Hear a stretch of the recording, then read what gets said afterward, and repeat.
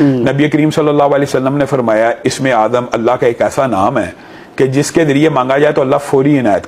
جو انسان یہ چاہتے ہیں دنیا میں دعا قبول ہو تو نبی کریم نے کہا اسم آدم ایک ایسی چیز ہے جو اللہ کو واسطہ دیا جائے اس کے نام کا تو اللہ تعالیٰ دعا قبول کرتا ہے. اور نبی کریم صلی اللہ علیہ وسلم نے بتا بھی دیا اسم آدم سورۃ بقرہ میں ہے، سورہ آل عمران میں ہے، سورۃ طٰہٰ میں ہے. تو صحابیوں نے اخذ یہ کیا. تو اس حوالے سے میرے جو نانا تھے حافظ محمد گوندلوی رحمہ اللہ وہ یہ بیان کیا کرتے تھے کہ اسم آدم کا جو بندہ وظیفہ کرنا چاہتا ہے نا وہ اس طرح پڑھا کرے حالی حی القیوم نہیں، بسم اللہ الرحمن الرحیم الف لام میم اللہ لا الہ الا هو الحی القیوم یا واحد یا ذا الجلال والاکرام، یا واحد یا ذا الجلال والاکرام. یہ جو بندہ 313 مرتبہ مار بھائی پڑھ کے دعا کرتا ہے نا تو یہ اسم آدم کا وسیلہ اللہ کو دے کے دعا کرتا ہے. تو کسی بھی کام کے لیے یہ اگر دعا کرے گا انشاءاللہ